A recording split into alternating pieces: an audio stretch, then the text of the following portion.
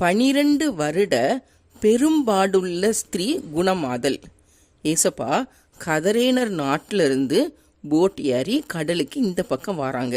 திரளான ஜனங்கள் ஏசப்பாவை பார்க்கறதுக்காக கூடி வராங்க. திரளான ஜனங்கள் ஏசப்பா பின்னாடி போகிறாங்க. போய் ஏசப்பாவை நெருக்கிக்கிட்டே போகிறாங்க.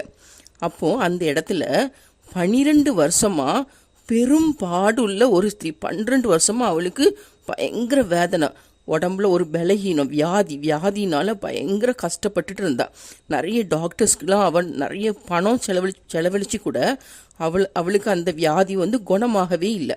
அதனால் இவன் என்ன பண்ணுறான்னா, நம்ம ஏசப்பாவுடைய வஸ்திரத்தை தொட்டால் கண்டிப்பாக நமக்கு சுகம் கிடைக்கும் அப்படின்னு சொல்லி விசுவாசத்தோடு என்ன பண்ணுறான்னா, ஏசப்பாவோட ட்ரெஸ்ஸை அப்படி கையை நீட்டி ஏசப்பாவோட ட்ரெஸ்ஸை அப்படி தொட்ட உடனே அவளுக்கு அப்படி சுகம் கிடைக்குது. அவள் அதை உணர்றா.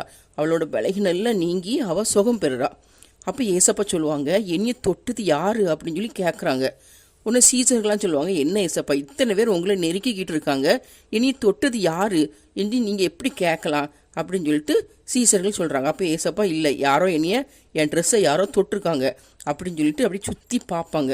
பார்த்த உடனே அந்த பெண் மிகவும் பயந்து ஏசப்பாவுக்கு முன்பாக விழுந்து உண்மையெல்லாம் சொல்கிறேன். நான் உங்கள் ட்ரெஸ்ஸை தொட்ட உடனே நான் சுகம் ஆயிட்டேன், 12 வருஷமாக பலகீனமாக இருந்தேன், நான் இப்போ சுகம் ஆயிட்டேன்னு சொல்லி சொல்கிறேன். உடனே ஏசப்பா அவளை பார்த்து சொல்கிறாங்க, மகளே, உன் விசுவாசம் உன்னை ரட்சித்தது, நீ சமாதானத்தோட போய் உன் வேதனை நீங்கி சுகமாயிரு அப்படின்னு சொல்லி சொல்கிறாங்க. சரியா?